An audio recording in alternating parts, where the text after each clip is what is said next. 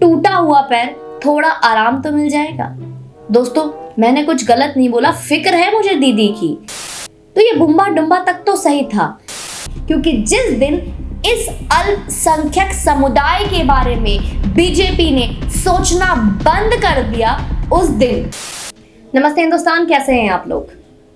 फिर से पहले एक बार महाराष्ट्र में लोकतंत्र और डेमोक्रेसी हमें सिखाई गई थी।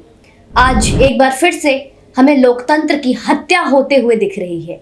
ऐसा शोर मचा रही है ममता बनर्जी, बंगाल के सुप्रीमो, जिन्हें तो कोई आपत्ति नहीं है कि एक तरफ माइनॉरिटी के पास जाकर खुद कलमा पढ़ती हैं, खुद बैठकर रोजे करती हैं और साथ में रोजे तोड़ती भी, इफ्तारी भी करती हैं। वहीं पे दलित समाज, दलित भाई बहनों के ऊपर गंदी टिप्पणी करती हैं। खुद एक तरफ ये बोलती हैं कि हिंदू को लेकर और राष्ट्र में जाति को लेकर समाज में जहर घोल रही है ये बीजेपी। जय श्री राम बोलकर, जय श्री राम बोलकर जहर घोल रही है बीजेपी। ममता दीदी, जय श्री राम जितना दलित का है, जितना शूद्र का है, जितना क्षत्रिय का है, उतना ही ब्राह्मण का है। और इसमें मैं बहुत लोगों से मिली, ऐसा कोई नहीं है जो कि एक माइनॉरिटी से बिलोंग करता है जिसे जय श्री राम से आपत्ति है। ये भाईचारा का जो जहर आप घोल रहे हो, ये जहर जो आप घोल रहे हो कि सिर्फ और सिर्फ 30% लोग, जितने भी बंगाल के मुसलमान हैं, वो एकजुट होकर मुझे वोट करो। अगर यही बात योगी आदित्यनाथ यूपी इलेक्शन जो होने वाले हैं कुछ ही महीनों में, अगर बोले कि मुसलमानों तुम जिसे वोट करना है करो, लेकिन हिंदुओं एकजुट हो जाओ और एकजुट होकर मुझे वोट करो। नरेंद्र मोदी अगर ये कहें कि मुस्लिम का मुझे कोई मतलब नहीं, मुस्लिम समाज से मुझे कोई लेना देना नहीं है, हिंदुओं एकजुट होकर मुझे वोट करो, माना कि हिंदू एकता हो ही नहीं सकती, माना कि हमारे हिंदू सो रहे हैं, माना कि हमारे हिंदू में सेकुलरिज्म का कीड़ा घुसा हुआ है, माना कि हिंदू पढ़े लिखे हैं, माना कि हिंदू बहुत ज्यादा उज्जवल भविष्य की कामना करते हैं, माना कि हिंदुओं की में पैसे की भूख है, वो एक हो ही नहीं सकते। लेकिन जिस वजह से ममता बनर्जी 30% वोट को और माइनॉरिटी को एकजुट होकर इस तरीके से राजनीति खेल रही हैं और दूसरी तरफ दलित भाई बहनों का अपमान कर रही हैं, दलित भाई बहनों को भिखारी कह रही हैं, इस बात को लेकर चुनाव आयोग ने उनका 24 घंटे के लिए प्रचार प्रसार बैन कर दिया और इस बात को लेकर उन्होंने बस इश्यू बना दिया, क्योंकि दीदी को तो खेला खेलने का शौक है ना दोस्तों, तो हो गया खेला उनके साथ। अब ये खेला जो कि चुनाव आयोग ने उनके साथ खेला है, इसको लेकर भी उन्होंने आरोप लगाए हैं बीजेपी पर और चुनाव आयोग, जिसे वो कहती हैं मोदी कोड ऑफ कंडक्ट। अब उनका ये कहना है कि आज मंगलवार के ठीक 12 बजे दिन से वो आज बैठने वाली है धरना पे और धरने पे बैठ चुकी हैं।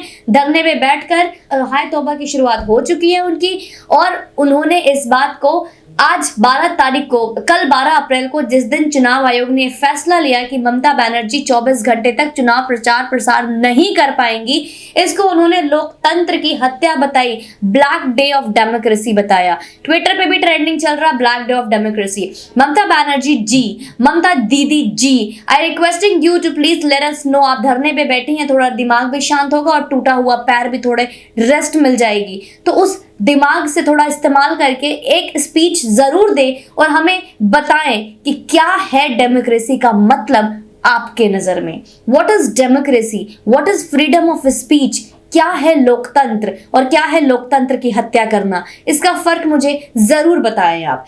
एक तरफ बंगाल जो पूरी तरफ, जहां पे रूरल एरिया हो, अर्बन एरियाज हो, लोग ये नहीं बोल पाते कि बंगाल में चुनाव में इस बार दीदी को आना चाहिए या दादा को।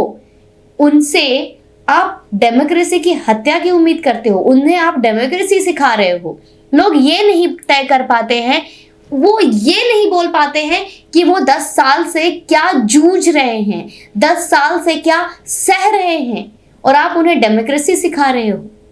क्योंकि अब आपको भी पता है कि अब लगभग आप क्लीन बोल्ड हो चुकी हैं। दोस्तों इतना ही नहीं, ममता बनर्जी ने ट्वीट किया है, मैं उनका ट्वीट पढ़ के बताऊंगी आपको। निर्वाचन आयोग के अलोकतांत्रिक और असंवैधानिक फैसले के विरोध में मैं मंगलवार दिन में 12 बजे से गांधी मूर्ति कोलकाता में धरने पर बैठूंगी।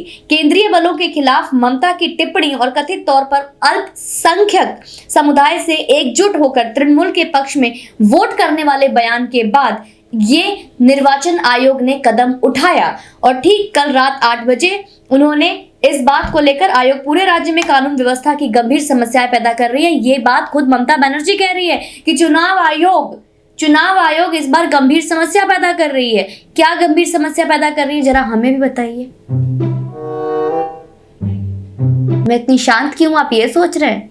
मैं भी यही सोच रही हूँ। रीजन बिहाइंड दिस, क्योंकि इस बार जो पिछली बार की तरह और अभी तक हर बार की तरह गुंडागर्दी चल रही थी, चुनाव आयोग हो या बंगाल की पुलिस हो, ममता बनर्जी के इशारे पे नाच रही थी, वो अब नहीं हो पा रहा है।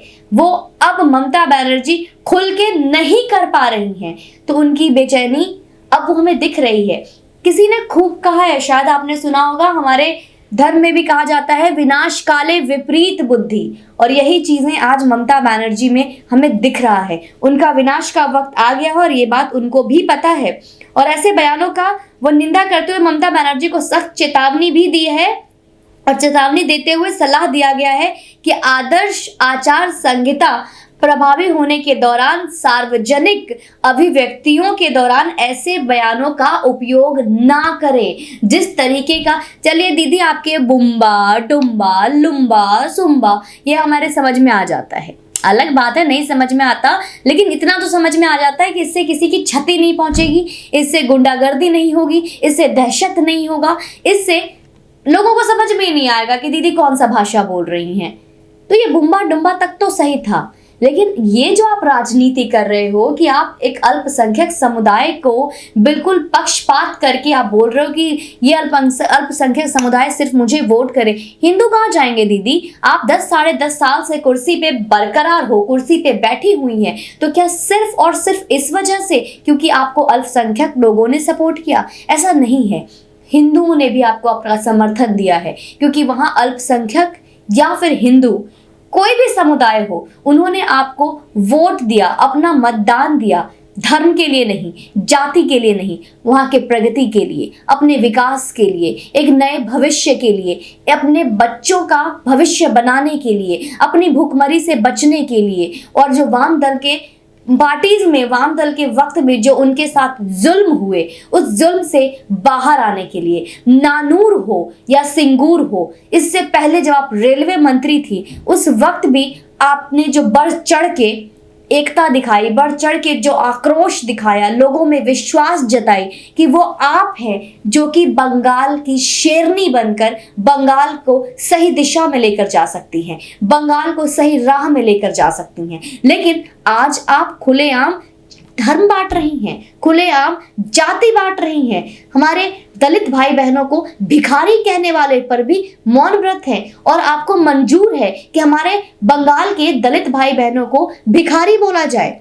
एक तरफ मतुआ समाज के बदौलत, मतुआ समाज के वजह से आप सुप्रीमो बनी, भूल गई क्या मतुआ माँ को?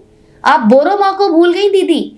बोरो माँ जिनका आशीर्वाद लेकर आपको कुर्सी मिली थी, बोरो माँ के आशीर्वाद से आपको सियासत हासिल हुआ था। आज बोरो माँ, मतुआ समाज, सारे दलित समाज, सारे शूद्र समाज आपके लिए भिखारी हो गए।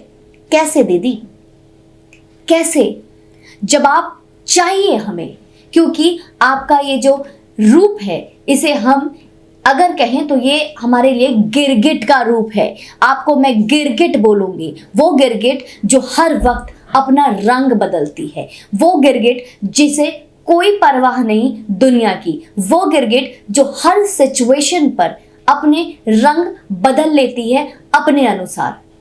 वो गिरगिट हैं दीदी, माफी चाहूंगी मेरी बात बहुत लोगों को अगर बुरी लग रही हो तो, लेकिन जिस तरीके से निर्वाचन आयोग ने जो फैसला लिया, मैं उनके फैसले पे उन्हें नमन करती हूँ और उनको बहुत बहुत साधुवाद हूँ, बहुत बहुत धन्यवाद देती हूँ। क्योंकि इस तरीके से जाति को बांटना, जय श्री राम बोलने से धर्म बट जाता है, जय श्री राम बोलने से जाति बट जाती है, जय श्री राम हमारे पॉलिटिकल प्रोपेगेंडा बन गई है, जय श्री राम को एजेंडा बनाया गया है, ये सब कहना है आपका। लेकिन वहीं पे एक तरफ आप खुलेआम बोलती हैं अल्पसंख्यक एक हो जाओ, अल्पसंख्यक एक होकर मुझे वोट दो। ये सही है दीदी? दोस्तों, इन पूरे वीडियोस में ना आप किस किस वाक्य से सहमत हैं मुझे वो कमेंट बॉक्स में बताइए। किस वक्त आपको लगता है कि मैं गलत बोल रही हूं वो मुझे कमेंट बॉक्स में बताइए। आपके कमेंट मेरे लिए बहुत बहुमूल्य हैं, वो मुझे सही राह दिखाते हैं, सही दिशा दिखाती है। उससे मुझे पता चलता है कि मेरे व्यूअर्स क्या सोचते हैं। सुमन पांडे ये सोच रखती है कि आज आपके सामने अपने दिल की बात आप तक पहुंचा रही है। जो गलत है वो गलत है। ये देश हर धर्म से बना है और वोट बैंक, जिस वोट बैंक के लिए हर नेता बिक जाते हैं, अल्पसंख्यक वोट बैंक, उनका इस्तेमाल करना बंद करें ममता दीदी। क्योंकि जिस दिन इस अल्पसंख्यक समुदाय के बारे में बीजेपी ने सोचना बंद कर दिया, उस दिन वो पहली शख्स आप होंगी और आपके साथ आपके भाई और भाईपो जैसे लोग बहुत शामिल हो जाएंगे आगे पीछे खड़े होकर बोलने के लिए कि ये बीजेपी क्या कर रही है। और आप पूरा ग्रुप, आपके साथ केजरीवाल जी जैसे लोग भी ग्रुप में ऐड हो जाएंगे और सबसे पहले यूएन पहुंच जाएंगे कि ये देखो डेमोक्रेसी की हत्या हो रही है, ये देखो लोकतंत्र की हत्या हो रही है, ये देखो क्या हो रहा है भारत में। ऐसे क्या प्रधानमंत्री होते हैं? ऐसे क्या मुख्यमंत्री होते हैं? मुख्यमंत्री के पद की गरिमा को समझो। एक मुख्यमंत्री हैं आप, उस पद की इज्जत तो करो। आपको मुख्यमंत्री पद मिला है, इसमें हर समुदाय का उतना ही अधिकार है जितना आपके अल्पसंख्यक का। विचार कीजिएगा दीदी। बाकी आप धरना पे बैठी हैं, आप अनशन पे बैठी हैं, मैं तो कहूंगी आप 2 मई तक लगातार बैठे रहिए। टूटा हुआ पैर थोड़ा आराम तो मिल जाएगा। दोस्तों, मैंने कुछ गलत नहीं बोला, फिक्र है मुझे दीदी की, महिला है वो, उन्हें थोड़ी आराम की जरूरत है, थक गई हैं वो, व्हील चेयर पे बहुत ज्यादा मेहनत कर ली है उन्होंने। बाकी आपका गाली देने का जो कारवां है आपके चाणक्य भाईजान को, वो भी वक्त आने ही वाला है। आपका क्या कहना है कमेंट सेक्शन में बताइए मुझे। जय हिंद, वंदे मातरम।